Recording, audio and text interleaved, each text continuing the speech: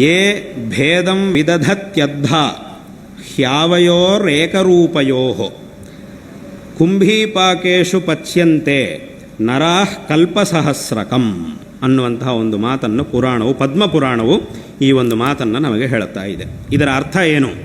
ಈ ಮಾತನ್ನು ಯಾರು ಹೇಳ್ತಾ ಇದ್ದಾರೆ ಅಂತಂದರೆ, ವಿಷ್ಣು ಶಿವನ ಜೊತೆಗೆ ಮಾತಾಡ್ತಿರುವಾಗ, ಶಿವನಿಗೂ ವಿಷ್ಣುವಿಗೂ ಮಧ್ಯದಲ್ಲಿ ಆ ಸಂವಾದ ನಡೀತಾ ಇರುವಾಗ ಮಧ್ಯದಲ್ಲಿ ವಿಷ್ಣು ಹೇಳುವಂತಹ ಮಾತಿದು. ಏನಿದು ಅಂತಂದರೆ, ನಮ್ಮಿಬ್ಬರ ಮಧ್ಯದಲ್ಲಿ ಯಾರು ಭೇದವನ್ನು ನೋಡ್ತಾರೋ, ಯೇ ಭೇದಂ ವಿದಧತಿ, ನಮ್ಮಿಬ್ಬರನ್ನು ಭೇದ ದೃಷ್ಟಿಯಿಂದ ಯಾರು ನೋಡ್ತಾರೆ ಅಂದರೆ, ಶಿವ ದೊಡ್ಡವನು ಅಥವಾ ಶಿವ ದೊಡ್ಡವನು ವಿಷ್ಣು ಚಿಕ್ಕವನು, ಅಥವಾ ವಿಷ್ಣು ದೊಡ್ಡವನು ಶಿವ ಚಿಕ್ಕವನು ಅಂತ ಈ ರೀತಿಯಂತಹ ಭೇದ ಭಾವನೆಯಿಂದ ಯಾರು ನೋಡ್ತಾರೋ, ಆವಯೋರ್ ಏಕರೂಪಯೋ, ವಾಸ್ತವವಾಗಿ ನಾವಿಬ್ಬರು ಒಂದೇ ಆಗಿದ್ದೇವೆ. ಆ ಒಂದೇ ಆಗಿದ್ದರೂ ರೂಪಗಳು ಬೇರೆ ಬೇರೆ ಅಷ್ಟೇ, ರೂಪ ಬೇರೆ ಆಗಿದೆ ಅಷ್ಟೇ.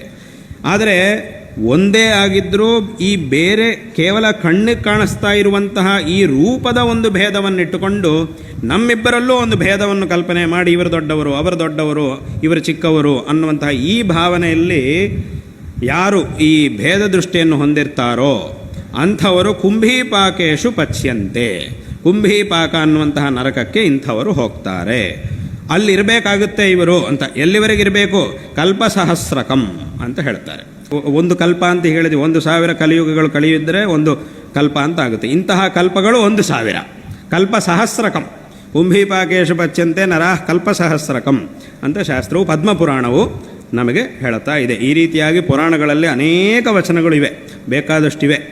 ಅದೇ ರೀತಿಯಾಗಿ ವಿಶೇಷವಾಗಿ ಉಪನಿಷತ್ತು ನಮಗೆ ಹೇಳ್ತಾ ಇದೆ, ಆ ಪರಮಾತ್ಮನ ಬಗ್ಗೆ ವಿಸ್ತಾರವಾಗಿ ಹೇಳಿ ಆ ಉಪನಿಷತ್ತು ನಮಗೆ ಹೇಳ್ತಾ ಇದೆ. ಈಗಲೂ ಸಹ ನಾವು ದೇವರಿಗೆ ಅಭಿಷೇಕವನ್ನು ಮಾಡುವಾಗ ಆ ಮಂತ್ರವನ್ನು ಹೇಳಿ ಅಭಿಷೇಕ ಮಾಡಿದ್ವಿ. ಎಲ್ಲರೂ ಸಹ ವೈದಿಕರ ಆ ಮಂತ್ರವನ್ನು ಹೇಳಿದ್ದಾರೆ. ಏನು? ಸಬ್ರಹ್ಮ ಸ ಶಿವ ಸ ಹರಿಸೇಂದ್ರ ಸೋಕ್ಷರ ಪರಮಸ್ವರಾಟ್.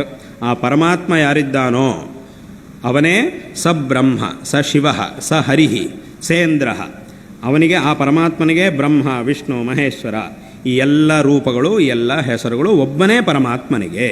ಇಲ್ಲಿ ಯಾವುದೇ ವಿಧವಾದಂತಹ ಭೇದವಿಲ್ಲ ಅನ್ನುವಂತಹ ವಿಷಯವನ್ನು ಆ ಉಪನಿಷತ್ತು ಸಹ ನಮಗೆ ಹೇಳ್ತಾ ಇದೆ. ಆದ್ದರಿಂದ ಈ ರೀತಿಯಾಗಿ ಆ ಭಗವಂತನ ಭಕ್ತಿಯನ್ನು ನಾವು ಇಟ್ಟುಕೊಂಡಿರಬೇಕು ಅನ್ನುವುದನ್ನು ಸಹ ಶಂಕರರು ವಿಶೇಷವಾಗಿ ನಮಗೆ ತಿಳಿಸಿದ್ದಾರೆ.